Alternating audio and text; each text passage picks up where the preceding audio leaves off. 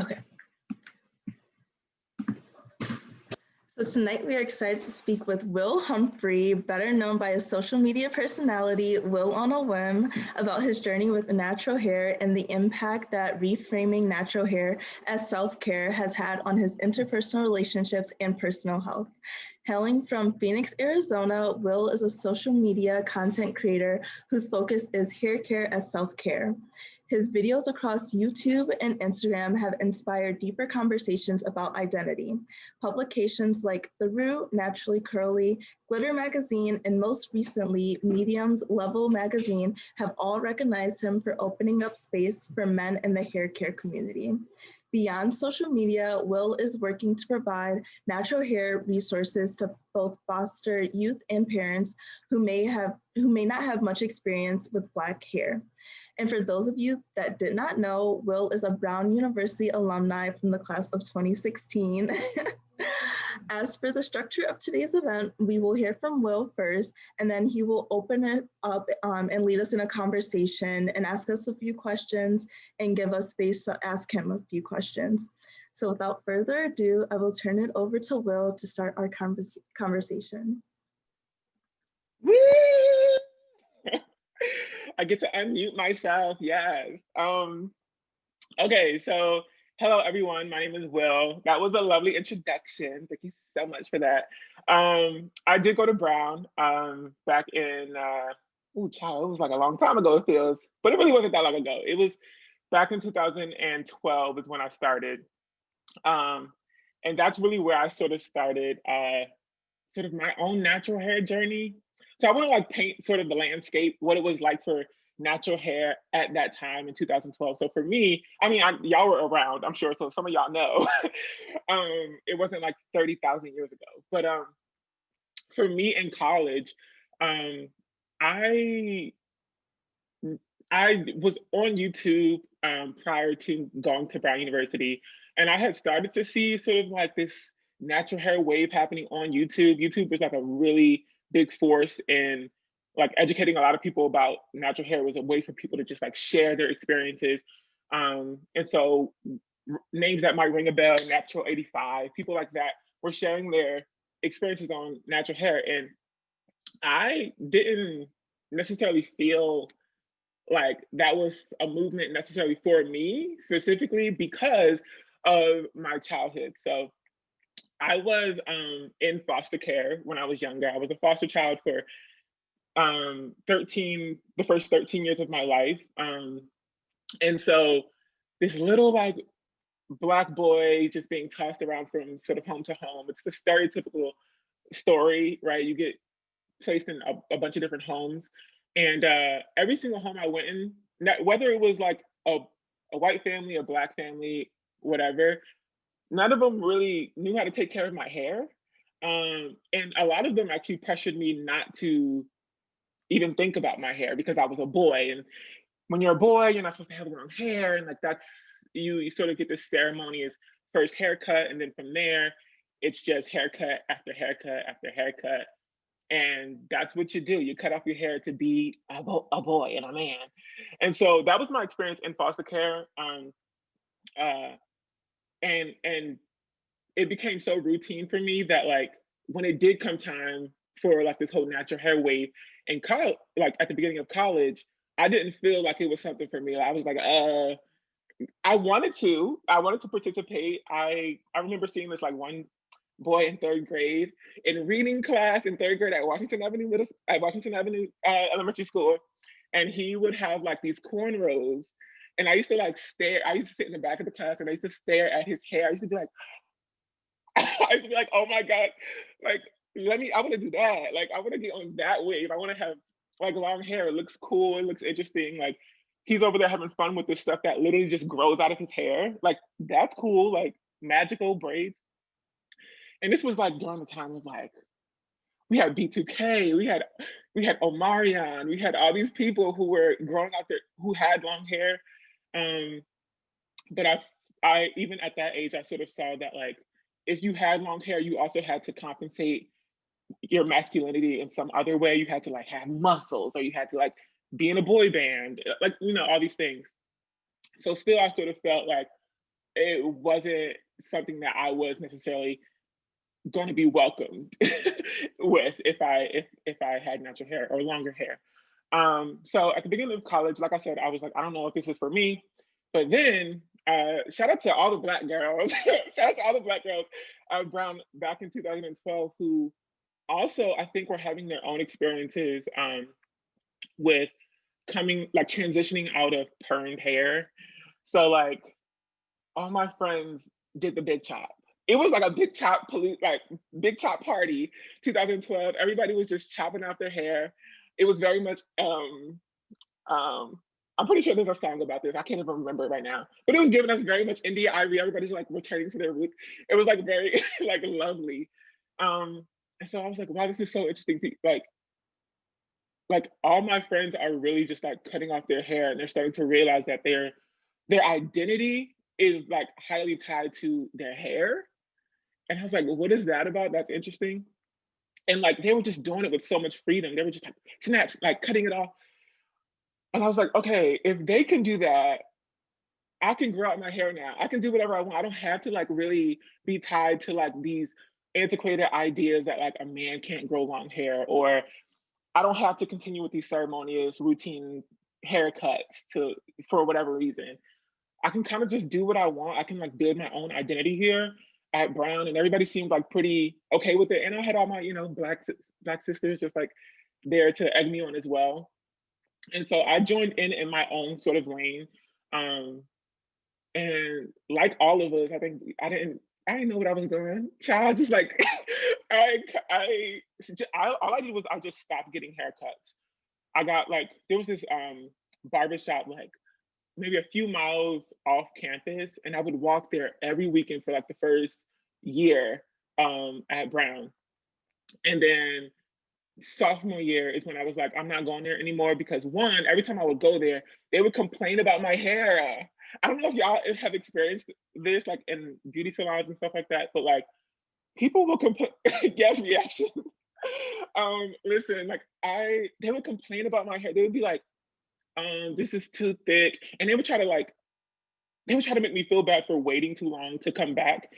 I don't know about y'all, but I don't. If when you're at Brown, you don't have time to be walking 2 miles out the way, especially in the winter time. Trying to like getting on the Ripta and like going all the way out of nowhere to the middle of nowhere to get your hair cut. You don't have time for that stuff. Um, but they would like complain that like my hair got too long and it was too thick to cut and unmanageable, and they would just keep saying this to me, and it didn't feel good. It didn't feel good anymore. Like so that was sort of like a tipping point for me. I was like, okay, let's just stop cutting our hair and let's grow it out and let's try to get into this whole natural hair thing. Um, yeah, the salons that charge more for kinky hair, it's insane. So there's all of these ways in which um, like it's baked into our society that like natural hair isn't manageable. It isn't something that's wanted. It's difficult, like all of these things. But I think this whole my at the beginning of college, I via like YouTube and via my friends who were cutting their hair off, I started to understand that no, it's magical and it's cool and it's lovely and you can do so many different things with it. It's fun, it's stylish, it's cute, it's beautiful, it's like elegant, it's all of these different things. And so I started like spending a whole bunch of time, more time than I probably should have. Girl, when them darn tests were coming up, I was in the bathroom instead, like doing my hair. Um, and yeah, that's when I started to realize that like hair care for me was like something different. Especially when I was like in the bathroom, just like twisting my hair up every weekend at this school that was predominantly white, that was kind of stressful. I mean, I had like coming from I went to high school in South Carolina in this small town called Marion, South Carolina, which was also predominantly white. And I think for the first time, like in the bathroom, twisting my hair up, braiding, deep conditioning, I started to like, it felt like I was finally doing something that catered to my own blackness. I was like, wow, like this is dope. Like I get to just like take care of myself. And I always say this, like I was deep conditioning my hair, but really I was deep conditioning my blackness. You know what I mean? Like I was really like like developing my own identity and really nurturing who I was as a Black man. So that's when hair care for me started to turn into self-care.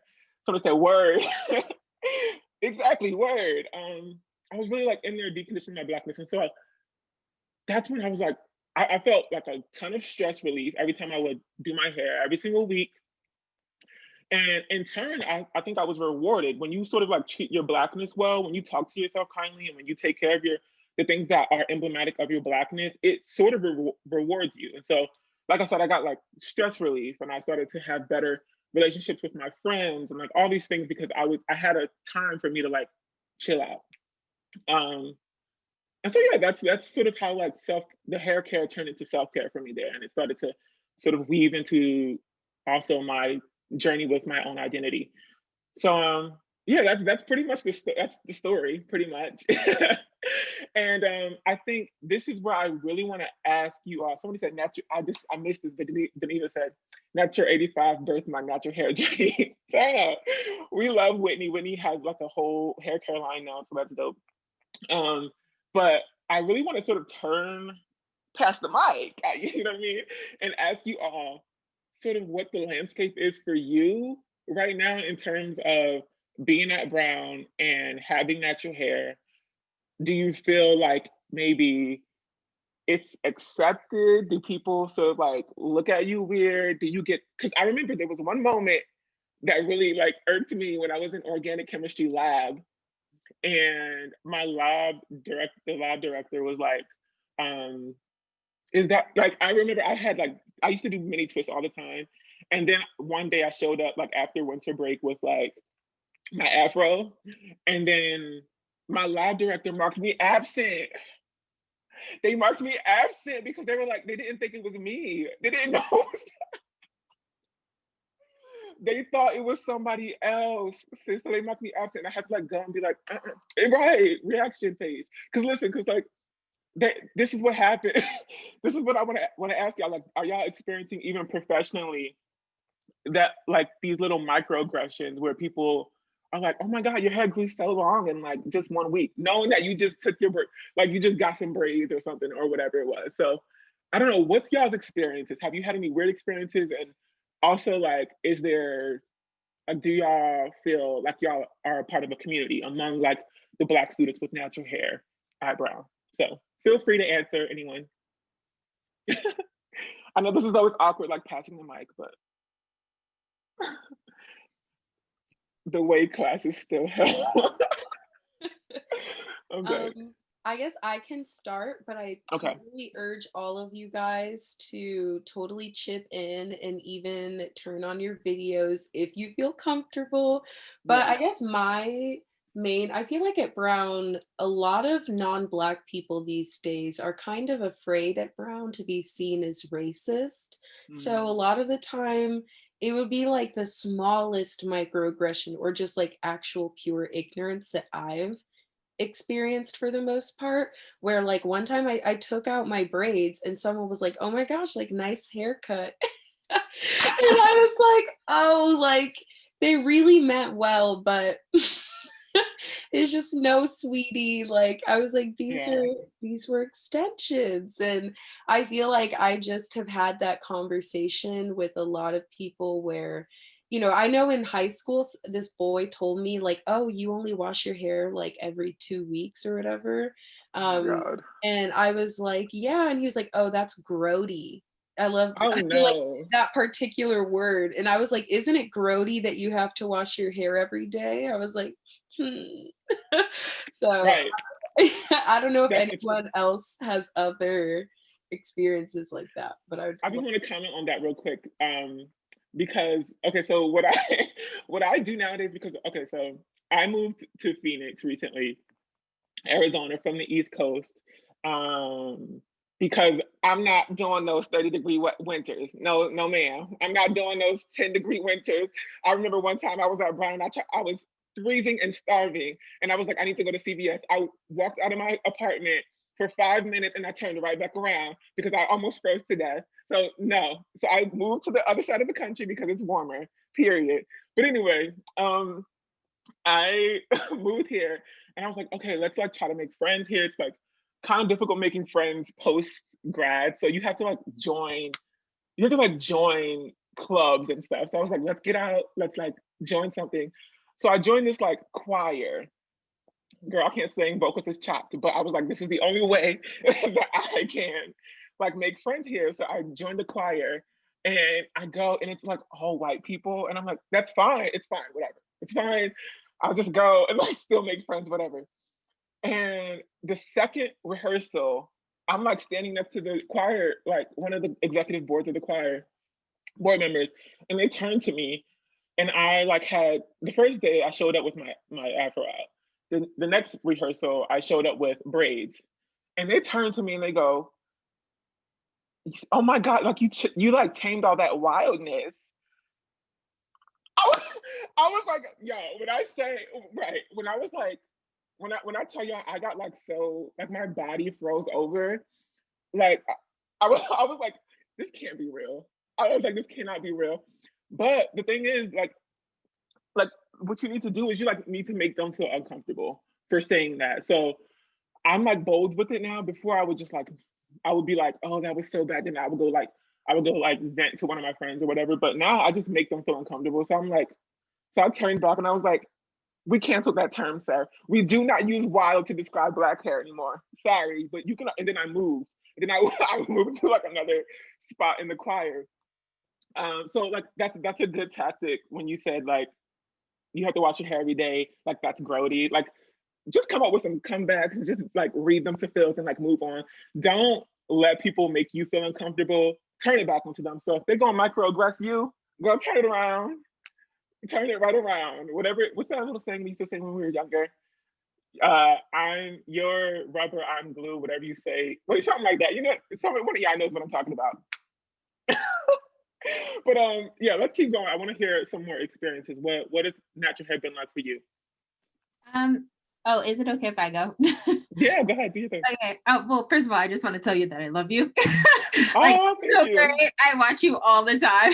Oh, I'm a grad student, and I was like, oh my God, I need to hop on. I'm a Okay. grad student. Yeah, I work in health, so I've had a lot of Nice. incidents of like when I show up to work with a fro, they're like, "Oh, you cut your hair." And I'm like, Nice. "Thank you." Yeah. And then there was this time that I was in this meeting, and it was like full of like 30 white women. And like basically this lady was complaining about how her hair wouldn't grow. So I was like, like usually I put like oil in my hair. And I kid you not, all 30 people bust out laughing. They couldn't believe that people put oil in their hair. And my boss looked at me and asked me the question, "Oh, how long is your hair really?" And and because I had braids in at the time. Yeah. And I was like, this long, because like Yeah. it's mine, like, so yeah, I think that was one of the moments where I was like, yeah, this is definitely not a space like inhabited for me, so yeah.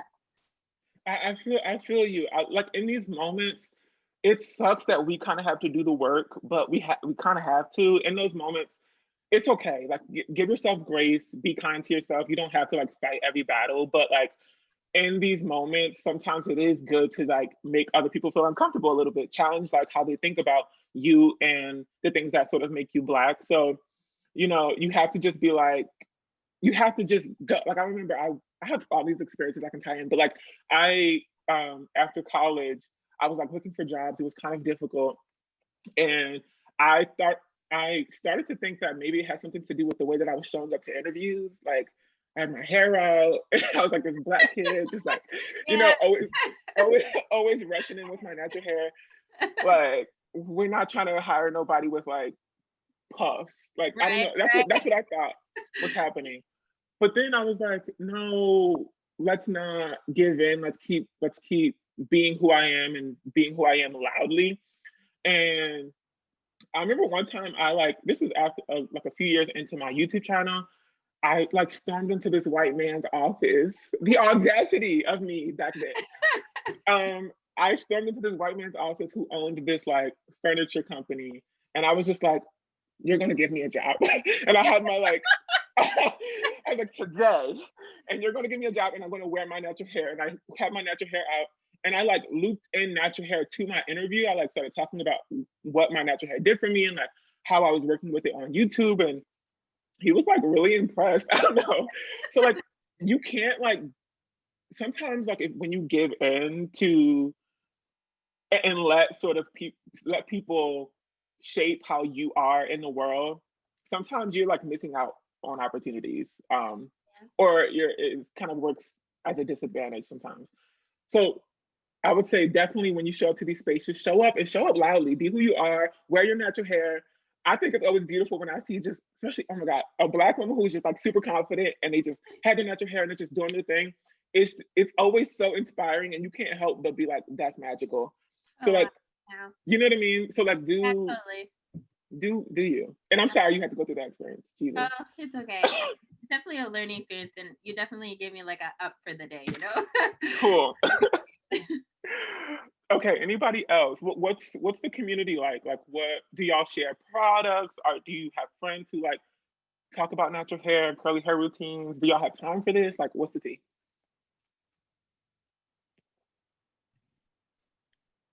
Dang, not all that sorry.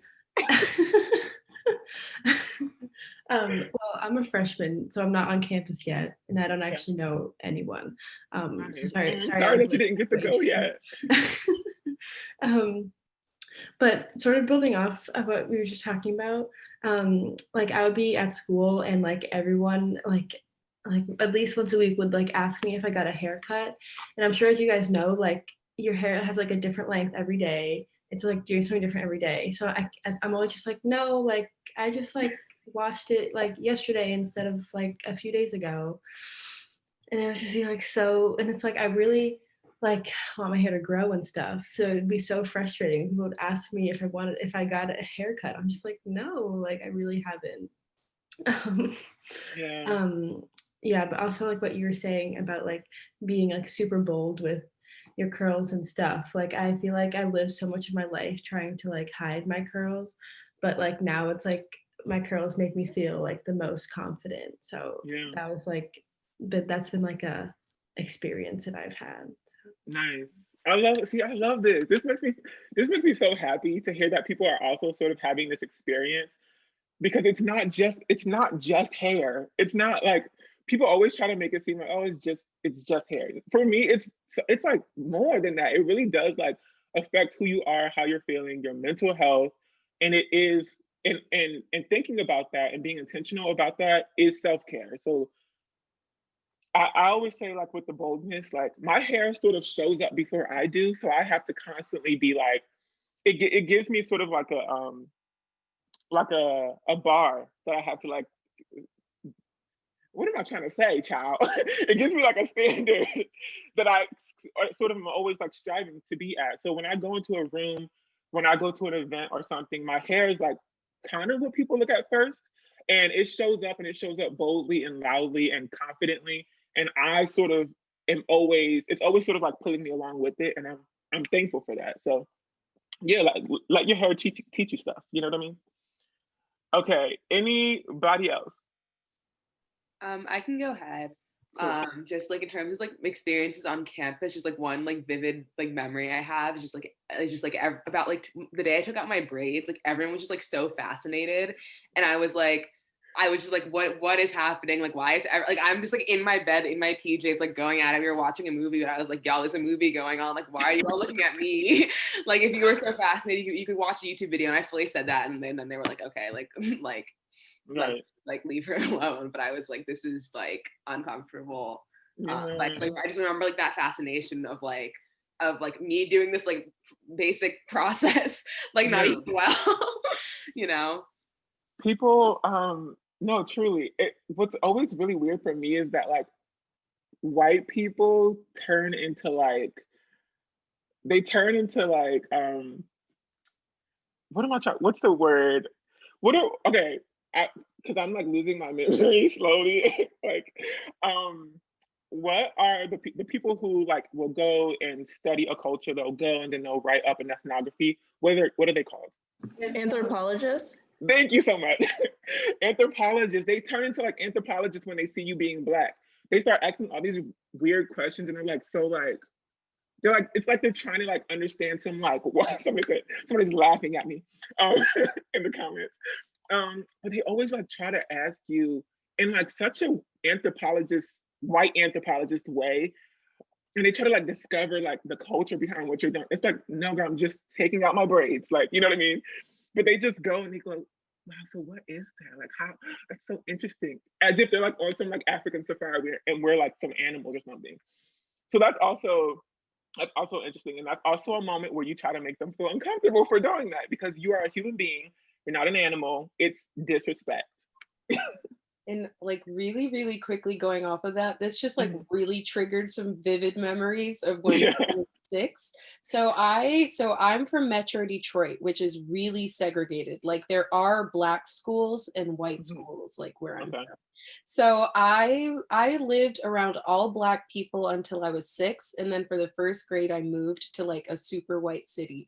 And I remember people would ask me stuff about them, but I remember I always tell white people that I know now, like I was just as shocked and intrigued and just kind of perplexed by their habits as they were by mine. Right. And so I'm just like, there are things that you do. Like people always say that, white people don't have a culture, but I'm like, yes, they do. Like, like that is a point of view. That is an angle that I do not share. So, I feel like that is something that I always love to tell people. I'm like, no, that this is weird. This is weird. This is weird. Like people are weird.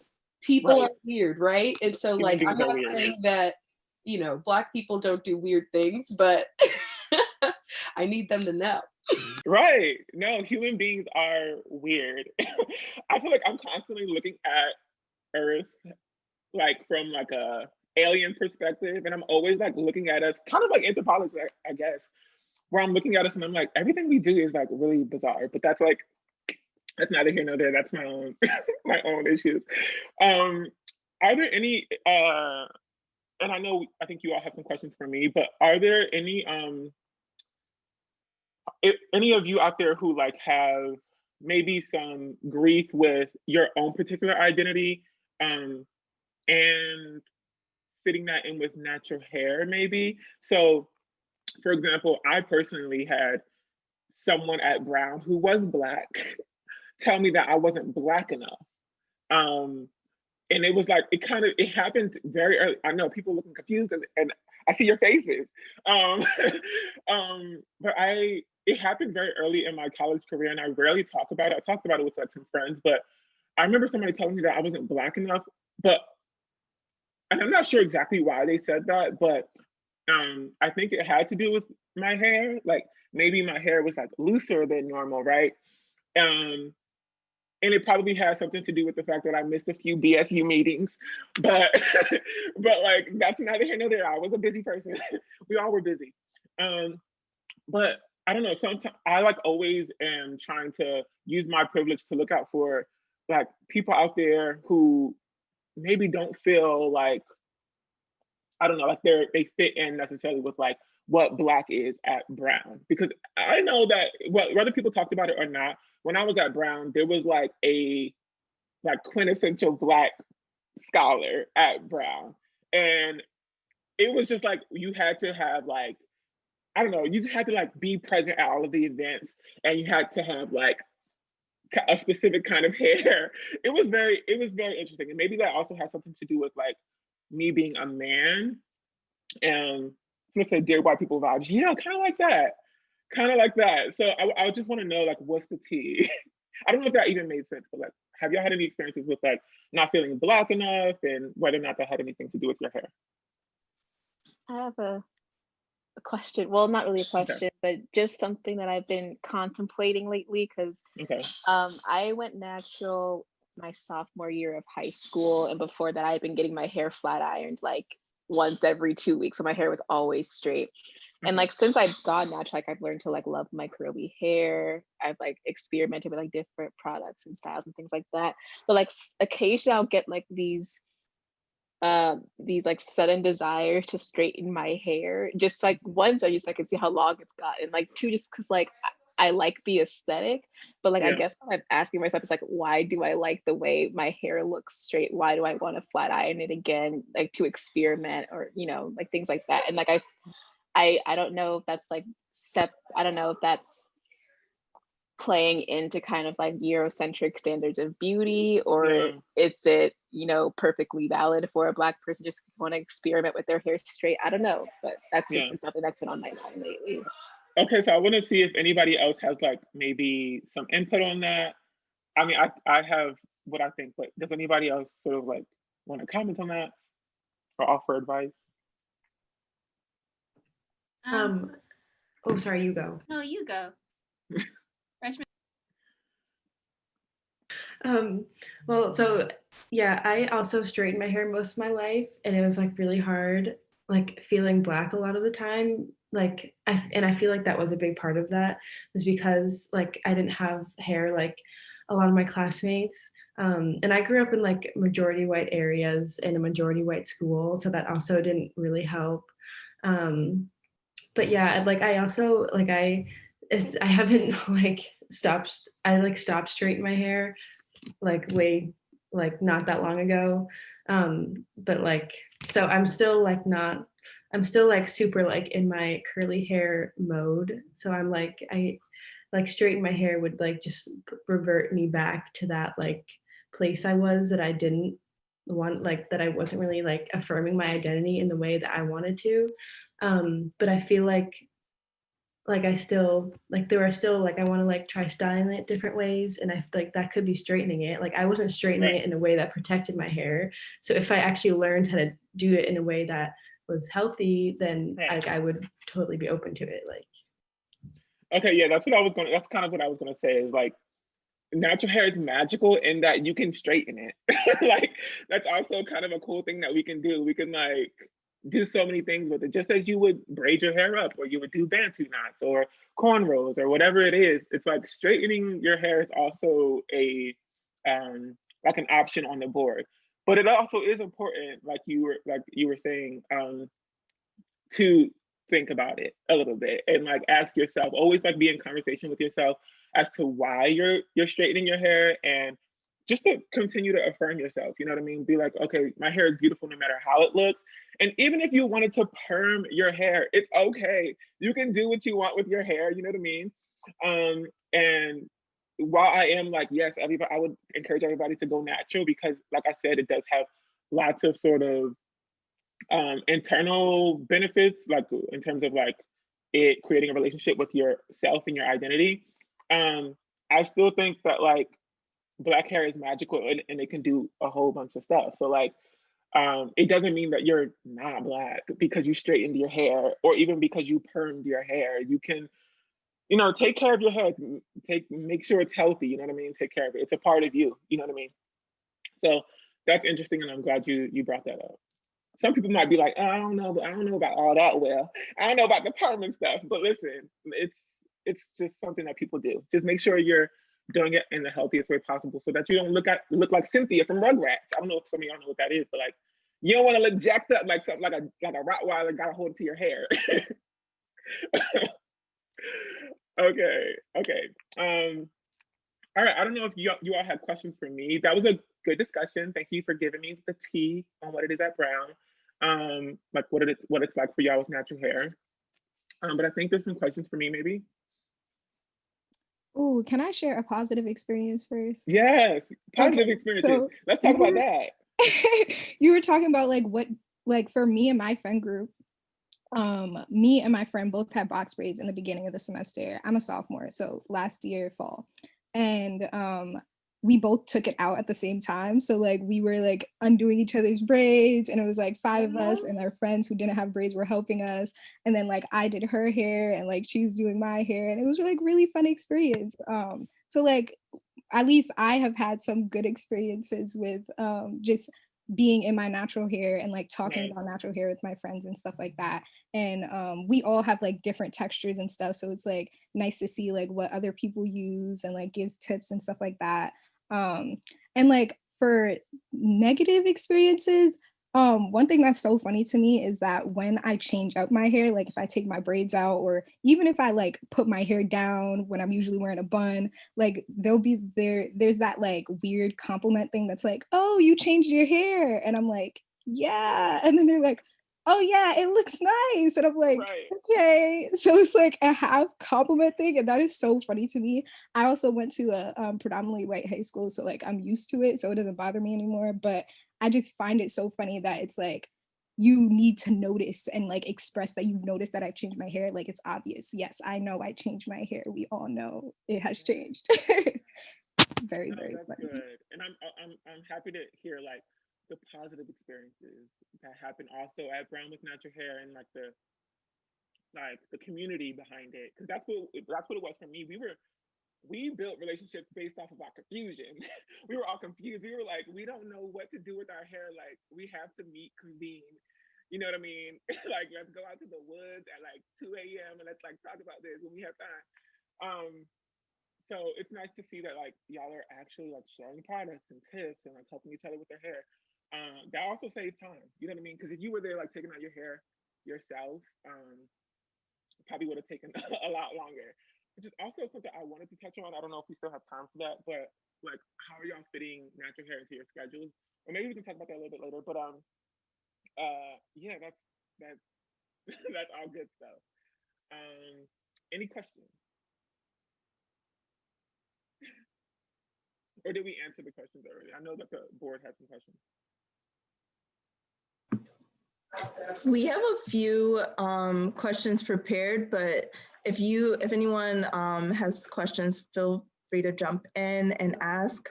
But we were wondering if you could discuss like your hair care as self-care specifically while you were in college a little bit more, and like what were your go-to styles, protective styles, like once you got the hang of it, and like the products you use and stuff like that. Nice. Okay, I like this question because while I was confused, I think because I spent so much time doing my hair, like I don't know if people understood how, like people would always be like, "Where's Will? Like, where did he go?" I was like in the bathroom doing my hair like all the time. Um, because when I walked across the main green, it was a fashion event, sis. It was me strutting down the main green. It was me with my new twist. Like that's what it was. So I would constantly be doing my hair, and I told myself, like, if you want your hair to look good the way you want it to look, you have to kind of put in the work. And so, like, you can't really get around that. So every single weekend, I would take care of my hair, and like I said, I would watch YouTube videos like while I ate lunch, right before my next class or whatever. And those YouTube videos usually would be like Natural 85 or like the girls who were like popular on YouTube at that time. And so I would constantly like feed myself all this information on natural hair, and then I would implement it maybe later that night when I was doing my hair. So I would take that time right before I went to bed or in between classes, and I would just, I had way shorter hair back in college, right? My hair, I had just started growing my hair out. Um, uh, but like I said, it did turn it quickly into like self-care, because I realized that like at the end of the day, I've been carrying around lots of stress, because it's like you gotta walk to your 9 a.m. way across campus. You gotta like, meet up with this person. You gotta eat the nasty. You gotta get your chicken fingers before people take them. Is Chicken Finger Friday still a thing?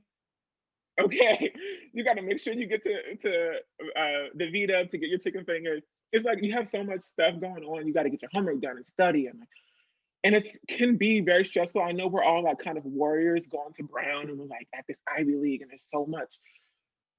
We're like scholars, and we're doing it, but like there's not many people are subjected to that amount of stress. You're a human being, and you need that time to like take care of yourself. And so when I was doing my hair, it was that time for me. So like I said, that's how the self-care thing turned into a thing. But then over time I started to figure out what to do. I was like, okay, yes, finally results. We're not just looking crazy anymore. At the beginning, and I was telling the board this before, I was using Cantu. No, baby, do not use Cantu. Throw it away. Yeah, I was using Cantu products, and while they have a new line now that isn't like as caustic as like the other other line that they had at the beginning. I was using that at the beginning and it wasn't really working. So once I started to figure out that like hair, like the products and ingredients, or the ingredients in the products really matter, that's when things started to change for me. So they sell Cantu in the brown bookstore now. What? Not the bookstore. Not the bookstore turning into the beauty salon, the beauty store, the hair store. Okay, anyway, that's funny. I started to, okay, I was like, all right, let's figure out what ingredients work with my hair. So I would go down to the hair store and I would like try out new products maybe like every month or every few weeks. And I would start to take note of what products worked for me and then what ingredients were in those products. So I started to sort of like do a little, it was sort of like a science experiment. And I would quickly sort of by process of elimination, just like figure out what ingredients work for me. And so that's what I would use to guide me in the store. And I would just sit there and look at the back of the ingredients. And then I could almost like ensure that a product was going to work for me because I had X ingredients. So that worked for me. I started using a lot of like Shea Moisture. There's so many more options now on the market, but before it was just like Shea Moisture, Mixed Chicks. I don't know if y'all heard of Mixed Chicks, but it's a little, the name is a little outdated nowadays with the conversations that we're having. And Cantu, there wasn't too much going on there.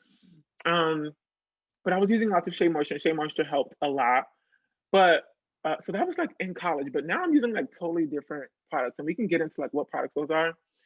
But the hairstyles that work for me most, because they fit in with my schedule, were mini twists. I did mini twists all the time. Like that was my favorite style. It was mini twists or like any variation of size of twist. So they were just easy to do.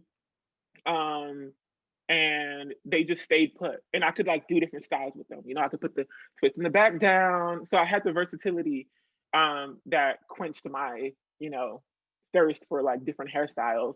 But also it was a great way to lock in that moisture, because when you twist your hair, you sort of like lock the moisture in. And it just kept my hair healthy. It's a protective style, so it's, you know, your hair is not going to break off as much if you use the right products. And so it was just like, I don't know, it was all good. Someone said, yes, I would love to hear your favorite products and hair tips. Okay, we can definitely get into. I saw Main Choice too, I think, if it's any consolation. Yeah, Main Choice is also pretty good. But yeah, it was Twist.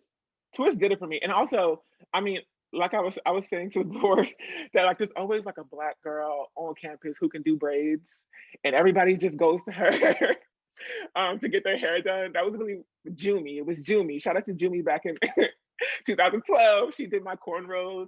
I would just go get cornrows sometimes. So it was mostly protective styles. Wearing my hair out wasn't really feasible because you had to kind of do it like every day. I already had to do my hair like every day, or I had to like wear the scarf and like make sure it was like you know, the right shape and like all this stuff. It was like too much in college. And during the winter, I used to like dunk my head, because my hair was short. I dunk my head into the sink, put some water up in that thing, and then that was when I was using Cantu. I would throw the Cantu in there, and then I would like rush to my 9 a.m. And because it was so cold outside, I would show up with frozen hair. I'm like, not popsicle hair. This is not cute. So my hair would be frozen, and then I would be like melting during class. It was like not cute. So, you know, wash and goes weren't really feasible. It just didn't work with my schedule or the environment at Brown. So I did protective styles, twist, and cornrows. Someone said not melting. No, not dripping onto your Spanish test at 9 a.m. So so that was that. And y'all wanted to know about like my favorite products right now. First I want to ask, what are y'all using? And also what questions do you have about your hair? Like what tips might you be looking for? So see, right now, like my parents buy my hair products, so I can use like the like Diva Curl and Oudad stuff. But like eventually, I'm not gonna be on my parents' dime. It's gonna cost you money. So I'm trying to, you know, watch my money and get more so into like the drugstore products. But typically, like if I were going to go to like a Target or like a discount store, like I would use like Carol's Daughter or like Shea Moisture. Okay. Nice. Okay. TGIN, somebody says Camille Rose. These are all good products. Camille Rose is really good. TGIN Honey Miracle Mask. I used to use that back in the day. I think it has, okay, so so like I said, I would, Miss Jessie's, y'all are going up for these companies. I used to use, like I said, I used to like sort of experiment, and I used to see what ingredients worked for me. And I used to, that's how I used to buy products, figure out what ingredients worked in the products that worked for me, and then go to the store, buy products that also had those ingredients. And I realized that silicone, and I mentioned silicone because TGIN's Honey Miracle Mask, I think, has silicone in it. And that's why I stopped using it. For some people, like silicones will, on the back of products, will come as dimethicone or any version of like dimethicone. And for me, I realized that that was something that my hair didn't like. As a trick, I don't know if everybody knows this, but like the way that ingredients are listed on the back of a product, it goes from the first few ingredients are the products that are most present in that product. So if the first ingredient is water, then that product is mostly water. And then as you get to the bottom of the list of ingredients, it's less present in that product. So if dimethicone is like in the first few ingredients, silicone, I can't use it. Like it's not good for me. It's gonna like dry my hair out in a few days, because silicone is literally just there to provide slip, like to help you detangle, or to give your hair shine, which is nice, but like that can kind of dupe you a little bit. You might be like, "Ooh, girl, it's shiny," but then your hair's breaking off at the end of the week. So like you need to really be like aware of like what is in the product and what works for you. So yeah, I like TGIN. Some of the stuff doesn't have silicone in it, but I had to get rid of the Miracle Mask. I was so sad because it smells so good, and but yeah, it didn't work for me. Pattern Beauty, Curls, Miss Jessie's, Shea Moisture, TGIN. Okay, cool. I don't use really any of that anymore. I use because some of that stuff is great, but it's expensive and it doesn't give me like bomb results. Because I'm tired. I've probably spent like thousands of dollars on hair products at this point. I use, what am I using right now? So I use from Luster's Pink.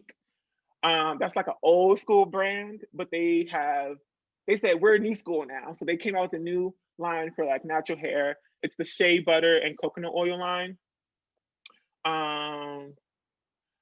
Okay, bye, Manuela. Yeah, so they have a new line for natural hair, and they have a curl and twist pudding that I use as a leave-in conditioner. So leave-in conditioner, I think we all know what it is by now. It's like, that's like what you go to if you want to moisturize your hair. People are like, get a leave-in conditioner. You just put it in your hair, you just leave it in there, right? They come in all kinds of different like consistencies, thick to watery. But I use this curl and twist pudding, and I use it as a leave-in conditioner. So whenever something has water and an oil in it, as the first few ingredients, I think of it as a leave-in conditioner, period. They might call it a styler or whatever, but I use it as a leave-in conditioner. So I use the curl and twist pudding from Luster's Pink as a leave-in conditioner. It is so good. It's like one of the best things that I've used in my almost 7 years of being natural. And then on top of that, I just use a gel. Some people don't like gel, and I get it, but I use Wetline Extreme Gel. Have y'all heard of Wetline Extreme Gel? No? Wow, really? Okay, Wetline Extreme Gel. Okay, some people have. Wetline Extreme Gel it's like, y'all heard of Eco Styler. Yeah, everybody heard Eco Styler. So Eco Styler started karate chopping. Let's see, 1-2 sucker punch. It started like kicking my scalp, dragging it, bopping it, slicing it. All of those words, I was not for it. It started really bothering me. And And I used to use Eco Styler back in high school randomly when I would like try to sneak and grow out my hair, even though my family was like against it. And it would like cause a little tingling, but I thought that was what it just did. I was like, oh, that's just part of the product. It's like supposed to be like pop rocks or something on your scalp. Um, but then I start using it more and more when I've finally grown out my hair. And I'm realizing that like, I'm like looking through my scalp and I'm like, what is that? And it'll be scabs. Like I'll be like bleeding and I'm like, oh my God, this is crazy. So I I think I'm allergic to something in Eco Styler. Some people have protein sensitivity, which that product has. Eco Styler typically has like these hydrolyzed proteins. Someone said, "Oh, I've seen that before." Right, because a lot of people ditched Eco Styler. I ditched it. I just cannot use it. It will screw my scalp up. But you can be allergic to certain products. So if your scalp gets irritated when you use a product, don't use it and figure out what's in it. It's typically going to be like a hydrolyzed protein. So it'll be like hydrolyzed wheat protein or hydrolyzed whatever. But that's what's happening. So I switched to Wetline Extreme Gel, which I would argue is better than Eco Styler. It doesn't have all of the hydrolyzed protein in it. It also has UV protection. So it kind of protects your hair from the sun as well. And it has aloe vera in it, which is like good for your skin and it's very soothing. So, and it helps my scalp. So I use Wetline Extreme Gel and I do that for washing goes. I use a little bit of it if I'm doing braids just to like seal it all in. So that's great. Those are literally the two products that I try to keep it all simple. So I use those two products for just about every style, unless it's like one of those styles that you have to set. Like if I'm doing like a roller set, I don't be doing roller sets, but like, but if I have to do something like that, I'll use what is called Ava NYC. Ava NYC. It's a product that I really thought it was for like white girls because that's how they be like marketing their products. It's like white girls with like long wavy hair and they be like that's what they be doing in the commercials. So that's what I thought it was for, but I used it and it's so good for flexi rods. Have y'all done flexi rods? Yeah, flexi rod sets, curl formers, all these things that require you to like set your hair. Ava NYC linked in the comment section. So that's good for those styles. Washing my hair is important. That's what I focus most on. I have all my styling products down. Washing my hair, I use Head and Shoulders. What did he just say? You know what I mean? Like what Head and Shoulders, because Head and Shoulders is like what the white kids used back in high school. It was like if they had dandruff, the white kids would be using Head and Shoulders. But they have this new line it was formulated by Black women science or hair chemists and or product chemists. And yeah, it's for natural hair. And so it's super moisturizing and it works for dandruff because I have dandruff and I deal with that and it's partly genetic, but it also has something to do with some of the products that you use. But I have to use it because especially during the winter, my scalp be like getting tore up and it gets dry. So that's really good. Even if you don't have dandruff, if you want just like a moisturized scalp as well during the winter, invest in that. It's super cheap. It's like $5 for the shampoo, $5 for the conditioner, and then you can get the deep conditioner as well, which is also dope. But it's like $10. So I would say I highly, highly, highly recommend everybody try that out because you probably won't go back to anything else. So I've been using that to wash my hair, and that's been helping me ever since. I don't know. It's pretty simple for me. The Head and Shoulders, I can't remember what the exact line is, but it's in a blue bottle and it has coconut and shea butter in it.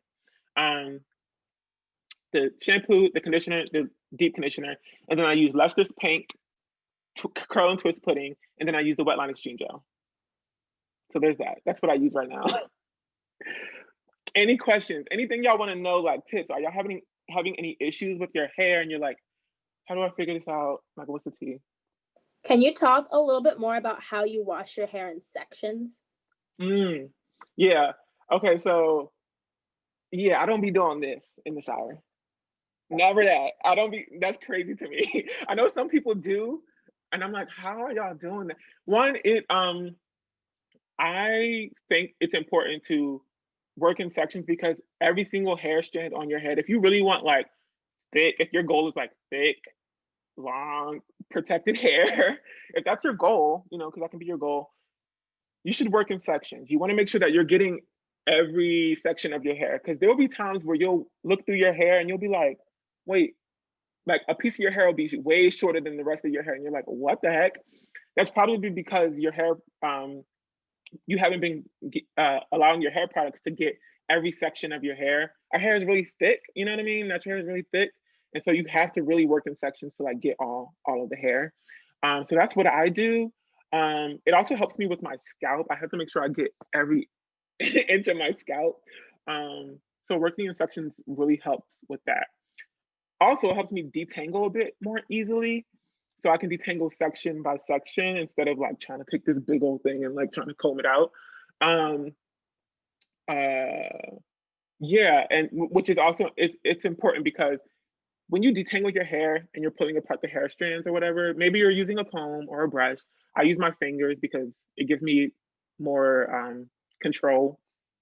You're maximizing the surface area of your hair strand that's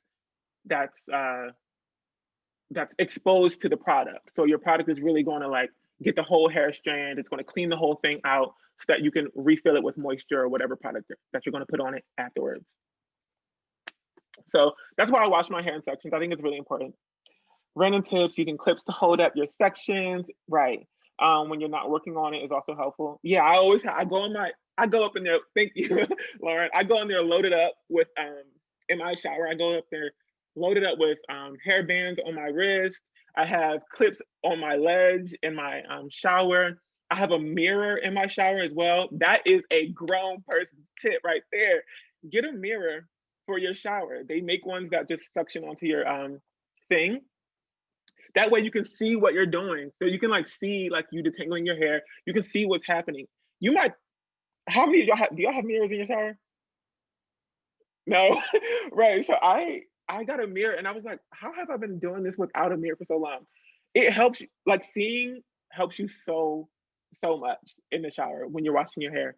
So get a shower mirror as well. Yeah, and you can get ones that are like fog resistant. Because don't just get any, don't go to Dollar Tree and get one because it won't work. It won't work. You have to get one that's like fog resistant and you like hold it under the water to like equalize it with the temperature so it can like not get fogged up and you can like see yourself. So that's good. But yeah, go in there with like the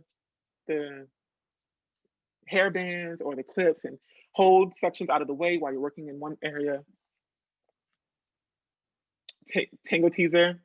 I can't use tangle teasers.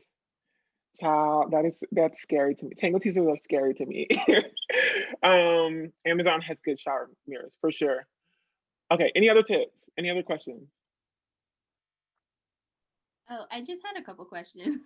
I put Cool. them in the chat, but like there's a lot of text. Yeah. Is, whenever I take out my braids, I always end up losing my hair. So I feel like it's a zero-sum game.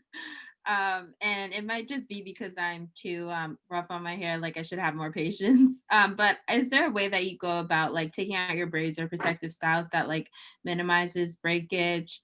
And then also like there's a lot of hype things going around like rice water, clay mask, and chebe and all those different things. Like, I don't know, have you ever tried them? And what do you think about like the, the passing stuff that's being hyped for how to make your hair magically longer overnight? Okay, wait, hold that question. My computer's gonna die. I don't know why I didn't bring my charger in here. I'm gonna get my charger really quickly and I'll be right back, okay?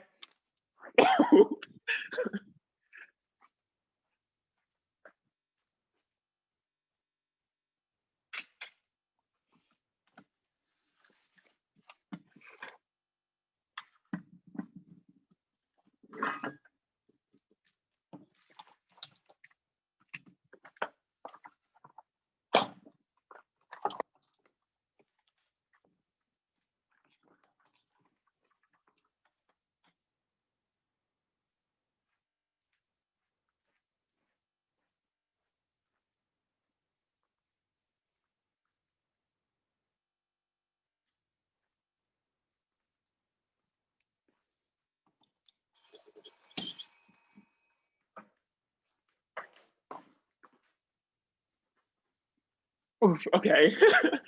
Sorry, I'm like on 16%. I'm like, what am I doing? I'm living reckless. Okay, so you asked about like how to take down your protective styles in a way that's like you know, a bit less caustic to your hair strands, and like about the hype of all these other products. Yeah. Or like trends and stuff. 1 second. Okay. Oof. I have to like unplug all these hard drives to put my charger. Cool. Yeah, so okay, so with my taking down protective styles, with braids in particular, I will wet my hair and I will put oil on my hands. So before I take my braids out, I will literally just go in the shower and I'll just like wet my hair, drench my hair in water, and it kind of like makes your hair sort of like curl up a little bit and gives you some slack there. Because sometimes when you're like taking out your braids, it's kind of hard to like get it apart. You know, you got to stick your finger through, and it's like kind of difficult. But I let my hair go into the water and it sort of like curls up a little bit. Maybe if even like I used to actually wear sort of like extensions when I was in college. I used to like play around with that as well with braids and stuff. Even with that, I would like wet my hair a little bit and take the braids out with oil on my hand. So you want to get like a light oil. Don't use like castor oil or something like that. You want like grapeseed oil. That was my favorite thing. Grapeseed oil is so good. Or even avocado oil. And I would just take things down really slowly. Take your time, breathe. You know what I mean? And that would work for me. I don't know, maybe some people, do y'all have tips as well on that? Because I'm rarely like taking braids down. So if anybody else has tips or if they do anything differently. I would just echo the putting like oil on your hands before you take it down. I found that like having the oil like on my hands, like just a little drip of oil and then like rubbing it on my fingers and having the oil on my fingers for like every single braid really helps me. Right. Yeah. So I would say definitely oil. Now with these trends, I was actually at Brown back in last December. Like the last time I traveled, I'm so sad. Back in December, and I was talking on like this panel for my friend who's over at the med school. She's like going to be a dermatologist, and she had like a dermatologist on the board on the panel, and we were talking about scalp health.